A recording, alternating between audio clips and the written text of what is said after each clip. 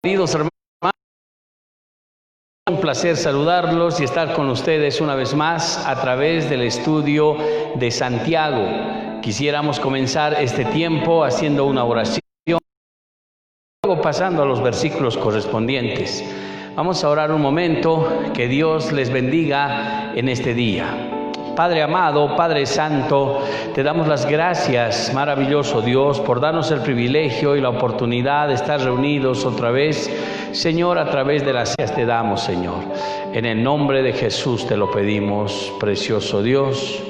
Amén y amén. Santiago capítulo 1, versículo 16 al 18.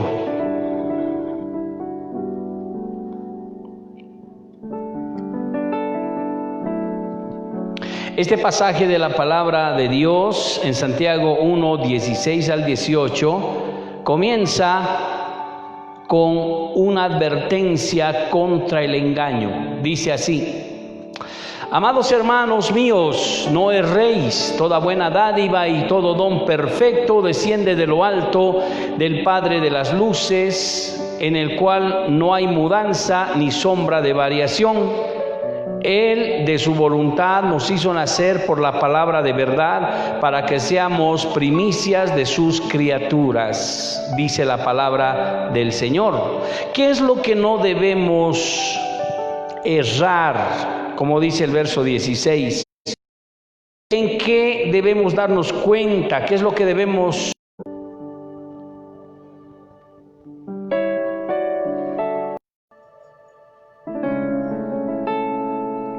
Dice el versículo 16: amados hermanos míos, no erréis.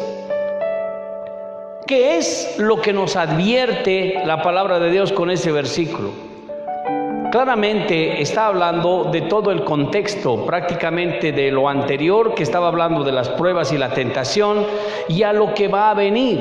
Es como un conector que nos está hablando de que Dios no tienta a nadie, ni puede ser tentado por el mal. Dios hay cosas que no hace, que nunca va a interferir. Dios en una tentación simplemente va a observar para ver qué decisión tomamos. Eso se llama prueba ante los ojos del Señor. Entonces Santiago introduce diciendo: queridos hermanos, no erréis. Y ahora a continuación nos está mostrando lo que sí puede hacer nuestro Dios.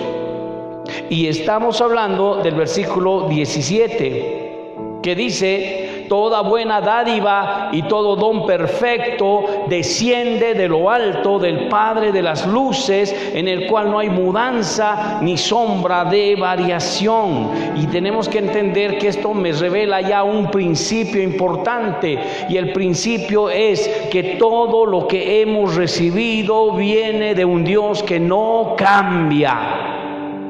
Todo lo que hemos recibido viene y vendrá de un Dios inmutable, no cambia, no hay sombra de variación.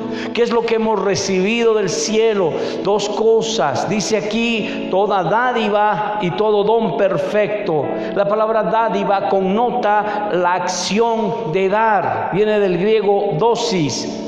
Y el don perfecto connota cosas que se reciben, viene del griego dorema. Por tanto, tenemos que entender que toda la acción de dar y el don mismo que recibimos del cielo, todo absolutamente viene de la mano del Señor. No es de nosotros, viene de Dios. No es algo que nosotros recibimos de manera particular por mérito propio. Eso viene por gracia de Dios. Es un aspecto sobrenatural. Por eso debemos llegar a entender que todas las cosas que nosotros somos fueron dones de Dios. Habilidades, dones, ministerios, capacidades, talentos, todo absolutamente viene de Dios. La salvación, la vida, el tiempo, el cuerpo, las facultades que tenemos, todo viene de Dios. Desde el principio, es una gran verdad que nos está mostrando que en este caso sí Dios puede dar. Y es importante notar que este versículo 17 está expresado en un presente continuo que denota que no solamente nos dio, sino que nos da y nos seguirá dando siempre. Él es el que da los dones. La gracia viene de Él. Puede Él mostrarnos cualquier cosa por revelación y como un don de Dios, y entonces funciona, lo recibimos. Uno tiene que estar consciente de las que, como dice también Juan 3:27, que el hombre no ha recibido nada si no le fuere dado del cielo. Ahora Dios está en el cielo y Él se presenta con un nombre, como dice el Padre de las luces. Y es este el nombre que se entiende como el Padre de los astros. En la Nueva Versión Internacional dice este mismo versículo que toda buena dádiva y todo don perfecto desciende de lo alto, donde está el Padre que creó las lumbreras celestes, no cambia como los astros, ni se mueve como la sombra. Él es el Padre de las luces. Él es luz también. Él refleja la luz mucho más, en primer lugar se podía decir, que cualquier astro. Isaías capítulo 60, el versículo 19 dice, Isaías capítulo 60, versículo 19: el sol nunca más te servirá de luz para el día, ni el resplandor de la luna te alumbrará, sino que Jehová te será por luz perpetua, el Dios tuyo por tu gloria. Dios es el Padre también de las luces, donde no habrá más sol, no habrá más luna, no habrá más día, pero sí Jehová te será por luz perpetua. Apocalipsis capítulo 22 también expresa lo siguiente en los versículos 5: no habrá allí más noche, y no tienen necesidad de luz, de lámpara, ni de luz de sol, porque Dios, el Señor, los iluminará y reinará por los siglos de los siglos.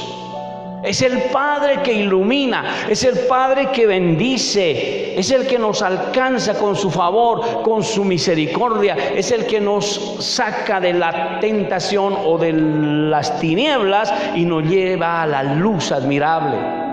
Es el Dios que nos ha iluminado por el Espíritu Santo, nos ha mostrado la verdad, nos revela su conocimiento. Él es el Padre de las luces.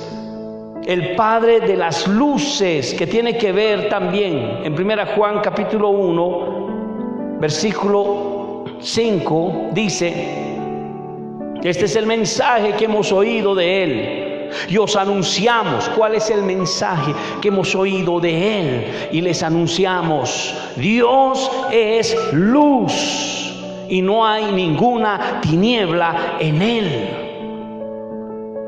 Cuando dice que Dios es luz, no hay sombra. Él es transparente. Y como dice en el libro de Juan capítulo 1, esa luz verdadera venía a este mundo para iluminar al mundo entero. Él es el Padre de las luces. Por otro lado, también es importante, otro aspecto importante, en el libro de Santiago capítulo 1, nuevamente el versículo 17: toda buena dádiva, todo don perfecto desciende de lo alto, del Padre de las luces, o lo que también habíamos dicho, del Padre de los que creó los astros celestes, y no cambia como estos astros, ni se mueve como la sombra. Esto también implica, queridos hermanos, que no cambia, no se mueve, dice como los astros. Y los astros, según la astronomía, constantemente se andan moviendo, están en continuo movimiento, son fenómenos que tienen ciertos cambios en el firmamento, en el cielo. Según la astronomía, existen movimientos como en la Tierra, sus 3 movimientos de rotación, de traslación, de revolución, está en constante movimiento. El Sol, la Luna, los planetas están en constante movimiento. Los meteoros de la misma manera están en constante movimiento. Inclusive existen investigaciones serias de que asteroides gigantes pasan por el lado de la Tierra. Inclusive se cree que uno de ellos está vaticinado para el 2025, el 2035, que podría impactar contra la Tierra. Es un asteroide gigante. Y esto no es una locura, porque la Biblia expresa proféticamente en los tiempos del juicio que realmente asteroides chocarán a la tierra, convirtiendo el agua en sangre, en agua amarga, y hasta perforarán la tierra para que puedan salir espíritus inmundos del centro de la tierra. Está proféticamente en la Escritura, en el libro de Apocalipsis. Pero no es el tema, pero el tema es que si los astros se mueven, que si cambian de un lado para el otro según sea su gravedad, si de repente la luna tiene sus movimientos alrededor del sol, y para poder darnos el calor, el día o la noche o las estaciones, dice la Biblia, frente a todo eso tenemos a un Dios que no cambia. Y esto está hablando de su posición y de su carácter. El libro de Hebreos capítulo 13 versículo 8 dice así: Jesucristo es el mismo de ayer, de hoy y por los siglos de los siglos. Está hablando también de su inmutabilidad. Él no cambia, siempre será el mismo ayer, hoy y siempre. Y como en el Antiguo Testamento Él ha mostrado su poder y su gloria, de la misma manera hoy muestra su carácter a través de las obras en este tiempo de la gracia, y seguirá Él mismo después. Por eso cuando estudiamos la palabra de Dios en el Antiguo Testamento, buscamos los comportamientos de Dios, cómo se mueve Dios frente a la necesidad, qué es lo que le agrada a Dios. Y esos principios son los que los aprendemos y los practicamos para tener el mismo resultado delante del Señor. Tenemos un Dios que no cambia, y le voy a dar una razón por la cual Él no cambia. Porque Dios no necesita cambiar, hermanos. Tampoco está expuesto a cambios alrededor. Él es el creador, dice.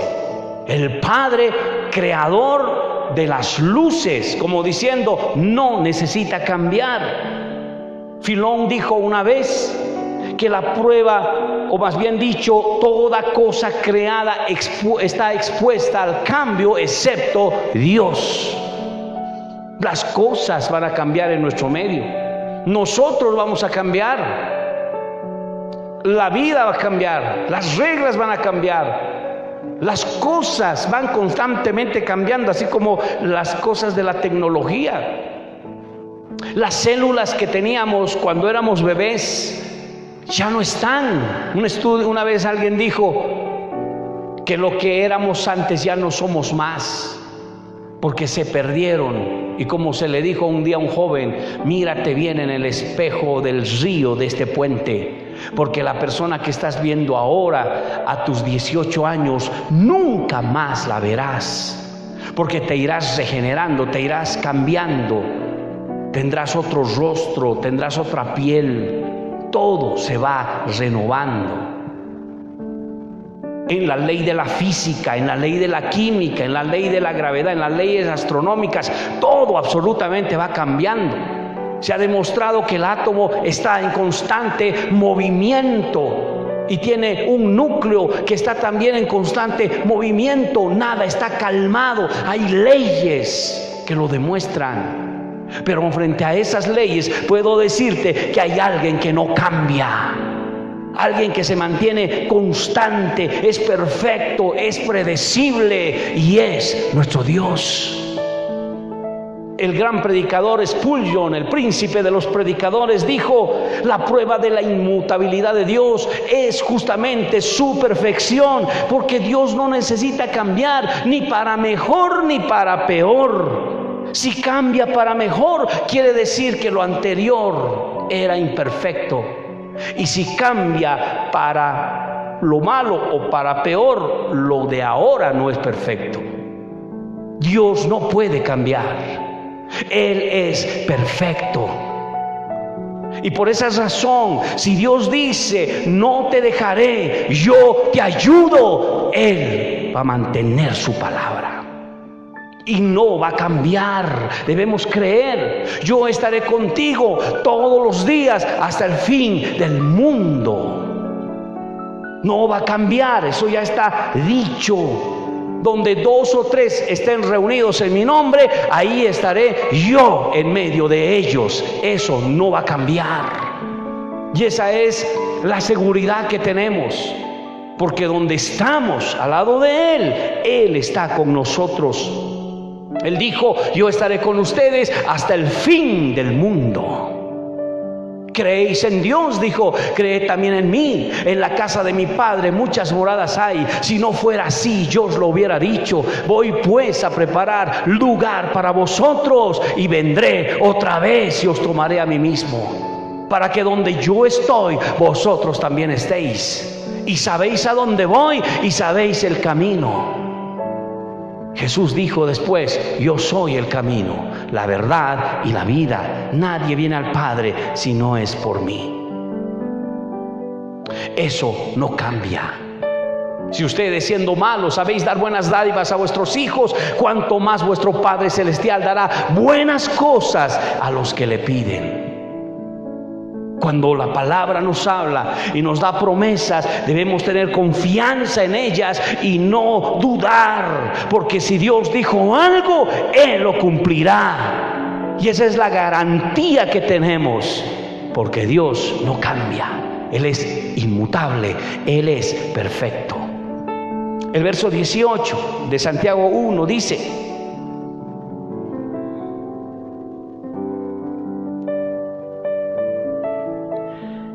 Él de su voluntad nos hizo nacer por la palabra de verdad, para que seamos las primicias de sus criaturas. Él, hablando del Padre de las luces, hablando de Dios. Ahora, note esta parte que es también importante. Él dice, con esa autoridad de su voluntad. ¿Qué es su voluntad? De sí mismo nos hizo nacer por la palabra. El nuevo nacimiento comienza con la palabra de Dios, hermanos. Siempre, siempre, siempre. Un nuevo nacimiento va a comenzar cuando las personas escuchan la palabra de Dios. El nuevo nacimiento no viene cuando alguien se emociona por las cosas que hay en la iglesia, por los programas que hay en la congregación o por algunas convivencias o eventos sociales que se puede hacer. El evangelio siempre va a venir por la palabra de Dios. Ahí es donde la persona nace de nuevo. El libro de 1 Pedro, capítulo 1, versículo 23 al 25, dice: siendo renacidos no de simiente corruptible, sino de incorruptible, por la palabra de Dios, y que vive y permanece para siempre. porque toda carne es como hierba y toda gloria de los hombres como flor de hierba. La hierba se seca y la flor se cae, mas la palabra del Señor permanece para siempre. Y es la palabra que por el Evangelio nos ha sido anunciada. Es la palabra del Evangelio lo que provoca el nuevo nacimiento. Por eso en el libro de Santiago dice: Él de su voluntad nos hizo renacer por la palabra de Dios, hermano. Entonces, si alguien me pregunta cómo comienza la salvación, ¿dónde ocurre la salvación?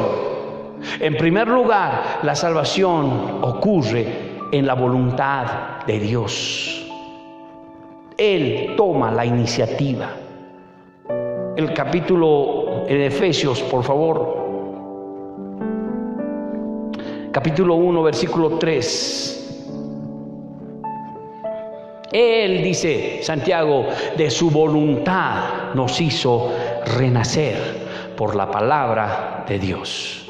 Dice el versículo 3: bendito sea el Dios y Padre de nuestro Señor Jesucristo, que nos bendijo con toda bendición espiritual en los lugares celestiales en Cristo, según nos escogió Él antes de la fundación del mundo, para que fuésemos santos y sin mancha delante de Él, en amor, habiéndonos predestinado para ser adoptados hijos suyos por medio de Jesucristo, según el puro afecto de su voluntad.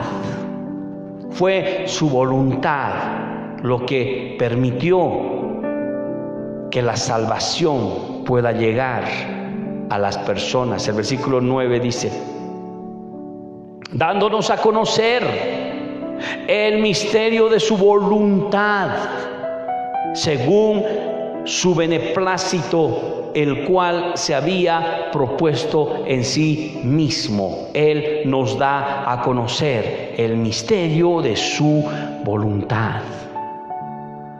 El libro de Juan, capítulo 1, versículo 12 y 13 dice: mas a todos los que le recibieron, a todos los que creen en su nombre, les dio potestad de ser hechos hijos de Dios.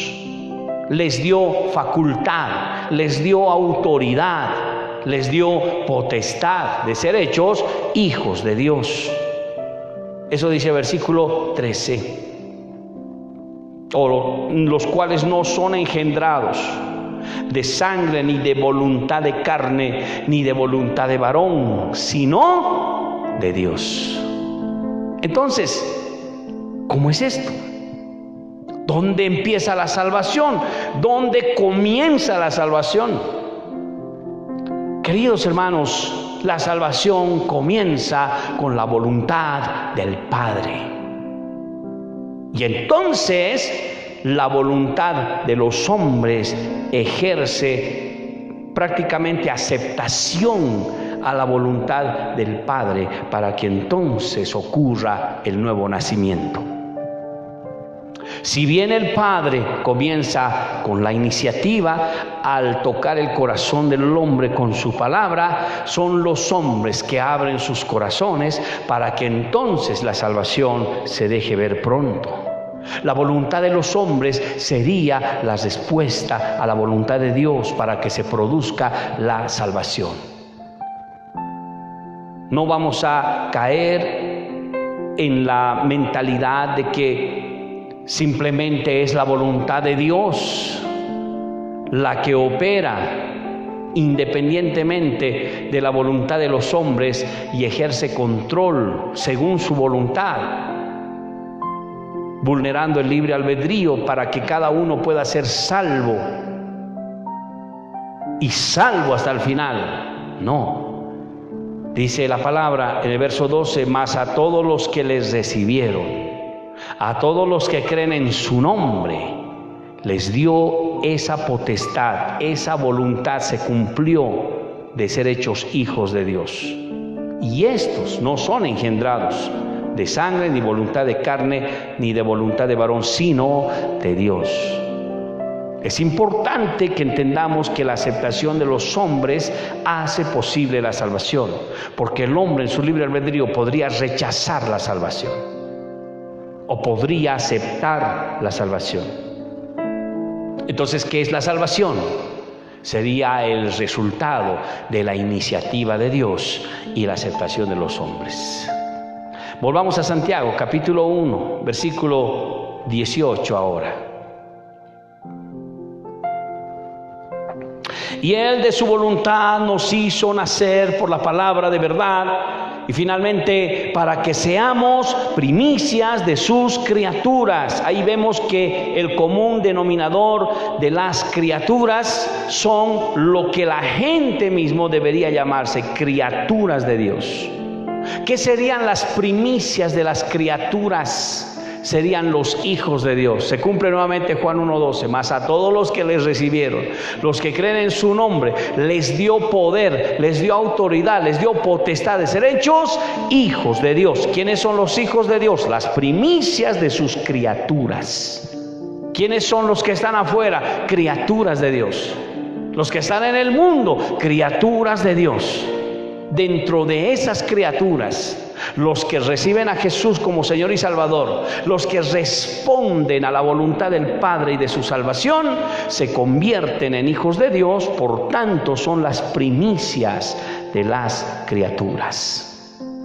Y estas primicias, 2 Corintios 5:17 dice: de modo que si alguno está en Cristo, nueva criatura es. Las cosas viejas pasaron, he aquí son hechas nuevas. De manera que cualquiera que ahora está en Cristo es nueva criatura. Y nueva criatura quiere decir las primicias de sus criaturas. Porque es nueva, es diferente a las demás. Y es diferente, ¿por qué? Porque todo lo pasado está pisado y todo lo que se extiende adelante es nuevo delante de Él.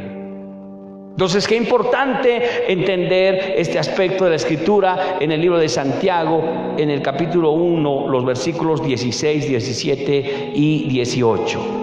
Bien, vamos a quedar ahí con el estudio de la palabra. Continuamos estudiando Santiago en la siguiente sesión, que sería el día martes. Sigamos adelante confiando en la palabra y conociendo más aspectos importantes del libro de Santiago.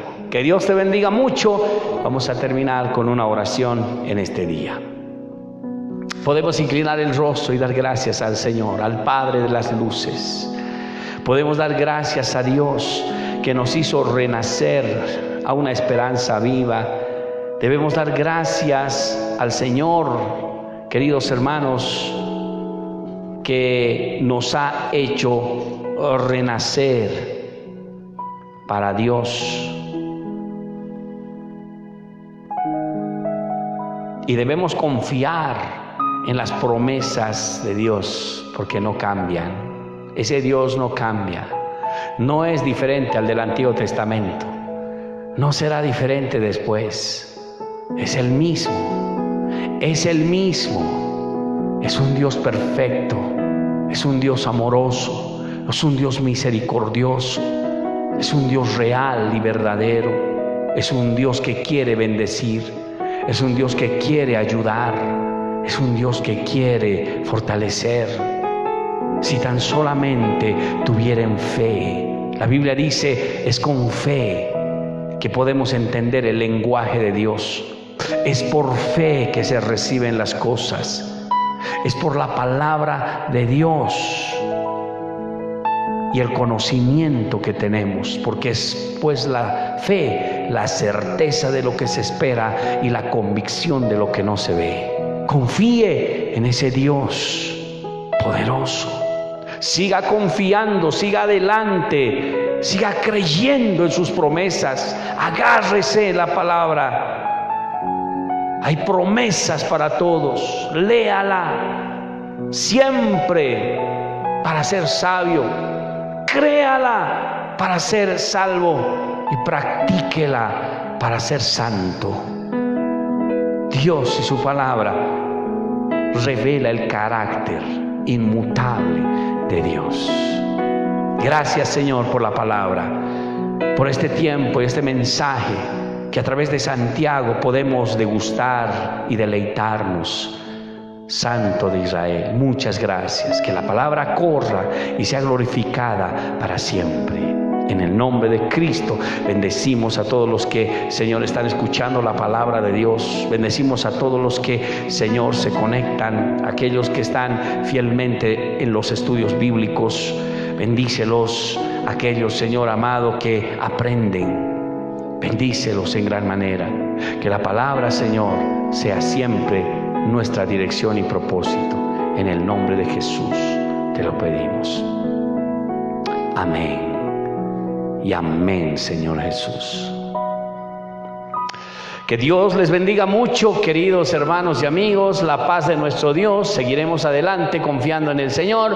Así que te invitamos a las próximas sesiones de la palabra en estos estudios bíblicos. Paz de nuestro Señor. Dios te bendiga mucho. Te espero el sábado, el domingo que estamos con la palabra del Señor. Vente a buscar a Dios o escúchanos si vives lejos por las redes. Dios te bendiga. Paz de nuestro Señor.